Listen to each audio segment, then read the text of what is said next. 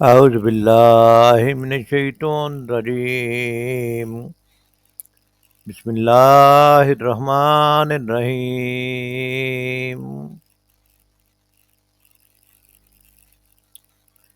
یا ایہا الذین آمنوا کلوا من طیبات ما رزقناکم واشکروا للہ ان کنتم ایاہ تعبدون۔ صدق اللہ العظیم۔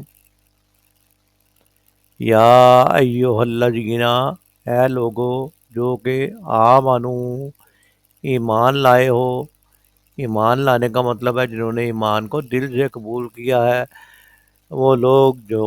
ایمان لانے کے بعد اپنا عمل بھی ایمان کے تقاضوں کے مطابق کرنا چاہتے ہیں۔ ایمان لانے والے وہ لوگ ہیں جو ایمان لاتے ہی خدائی قانون کے پابند ہو جاتے ہیں، اللہ تعالیٰ کے قانون کو ماننے لگ جاتے ہیں۔ وہ نہیں کہ ہرد نے کہہ بھی دیا لا الہ تو کیا حاصل، دل و نگاہ مسلمان نہیں تو کچھ بھی نہیں۔ ایمان والے لوگ وہ ہیں جو کہ ان کا دل بھی، ان کا نگاہ بھی اور ان کے جسم کا ایک ایک عضو مسلمان ہوتا ہے، ایمان کے تقاضوں کے مطابق چلتا ہے، ان کی طبیعت بھی ایمان کے تقاضوں کے مطابق چلتی ہے۔ ان کو حکم دیا جا رہا ہے کولو، تم کھاؤ، من طیبات، پاک چیزوں میں سے، ما رزقناکم، جو ہم نے تم کو دیا، یعنی جو کچھ بھی دیا گیا ہے سب کچھ اللہ تعالیٰ ہی کی طرف سے ہے، اور ان میں سے جو چیزیں کھانے کا ہمیں حکم دیا گیا ہے وہ پاک چیزیں جو ہیں حلالن، جیسے پہلے پچھلی آیات میں اسی صورت کی آیت نمبر 168 168 نمبر آیت میں بتایا گیا تھا کہ یا ایھا الناس کلوا مما فی الارض حلالا طیبا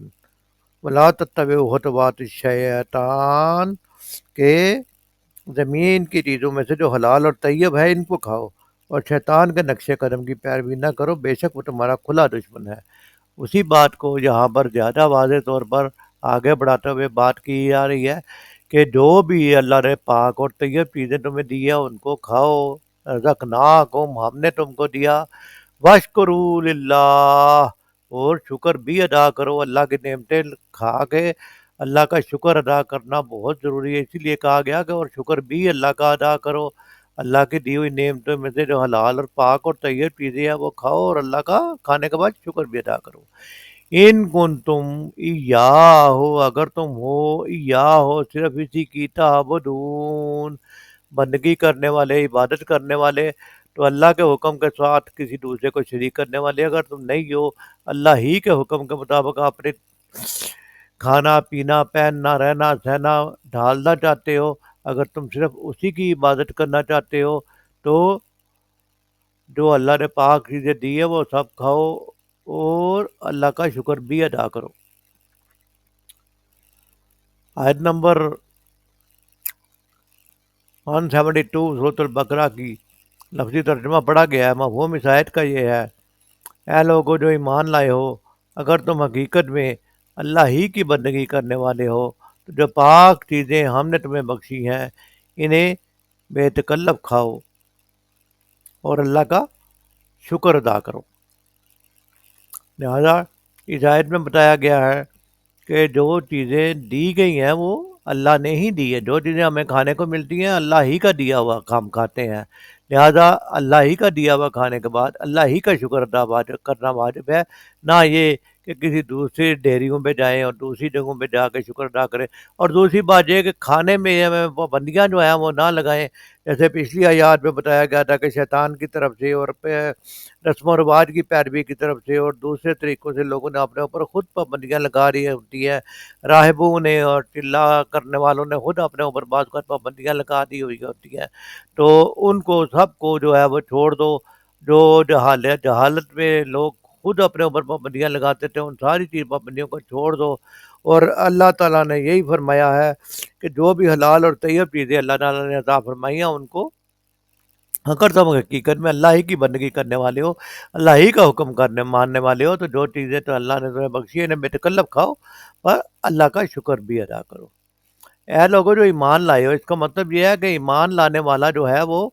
खुदाई कानून का पैरोकार बन जाता है। वो ईमान लाने वाला अपने दिल में ऐड करता है और ऐलान करता है कि आज के बाद मैं अल्लाह के कानून का ताबेदार, अल्लाह के कानून की पैरवी करने वाला बन जाऊँगा। और यही यहाँ पे फरमाया गया कि अगर तुम हकीकत में अल्लाह ही के कानून की पैरवी करने वाले हो, तो जो अल्लाह ने पाक चीज़ें दी हैं उनको खाओ। और जो जहालत की रस्में हैं, छूत-छात है, ज़माना जाहिलियत की, वो सारी बंदिशें, पाबंदियाँ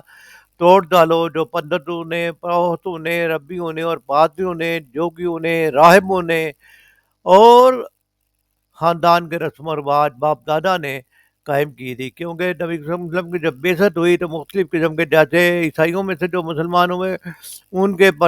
उनके पादरियों ने कुछ पाबंदियाँ लगाई हुई थी। इसी तरह यहूदियों में से जो हुए उनके भी राहिबों ने पाबंदियाँ लगाई हुई थी। तो इसी तरह कुछ लोग अपने ऊपर पाबंदियाँ लगा लेते हैं, उनके पैरोकार उनकी पाबंदियों के साथ चलते हैं। अल्लाह ने कहा नहीं, पाबंदी सिर्फ़ अल्लाह ही की चलेगी। जो खुदा ने हराम किया है इससे तो ज़रूर बचो, मगर जिन चीज़ों को खुदा ने हलाल किया है, इन्हें बगैर किसी कराहत और रुकावट के बगैर खाओ, पियो। सैयद मरूदी रहमतुल्लाह अपनी तफसीर तफ़हीमुल कुरान में लिखते हैं कि इसी मज़मून की तरफ नबी सल्लल्लाहु अलैहि वसल्लम की वो हदीस भी इशारा करती है, जिसमें आप सल्लल्लाहु अलैहि वसल्लम ने फरमाया कि जिसने वही नमाज पढ़ी जो हम पढ़ते हैं और इसी किबले की तरफ रुख किया जिसकी तरफ हम रुख करते हैं, हमारे ज़बीहे को खाया, वो मुसलमान है। तो मुसलमान होने के लिए ज़रूरी है कि जो पाबंदियाँ, जो तरीका नबी करीम सल्लल्लाहु अलैहि वसल्लम की तरफ से साबित है, उसी तरीके के मुताबिक अमल करेंगे तो हम मुसलमान हैं। नमाज भी उसी तरीके से पढ़ेंगे कि उसी किबले की तरफ रुख करेंगे, उसी तरीके से खाएँगे। और जिस ज़बीहे को, जिस चीज़ को नबी सल्लल्लाहु अलैहि वसल्लम ने खाया या नबी साहब ने हलाल किया, अल्लाह ने हुक्म दिया, वो सारी पाबंदियाँ इस्तेमाल करने वाला, जो अगर तुम हकीकत में अल्लाह ही की कानून की पैरवी करने वाले हो, तो ये सारी चीज़ें जो हैं वो तुम्हें खानी पड़ेंगी और अल्लाह का शुक्र अदा करना पड़ेगा। और खुद सा सब पाबंदियाँ, रस्म और रिवाज और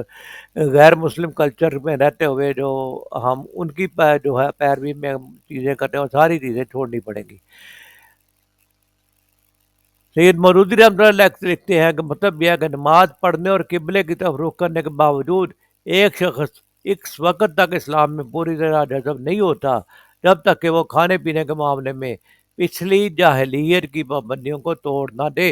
और इन तोहमात की बंदिशों से आज़ाद ना हो जाए जो अहले जाहिलियत ने कायम कर रखी थी। क्योंकि इनका इन पाबंदियों पर कायम रहना इस बात की अलामत है कि अभी तक इसके रगो पे में जाहिलियत का ज़हर मौजूद है। तो मुसलमान होने का मतलब ये है कि जाहिलियत का ज़हर जो है वो इंसान के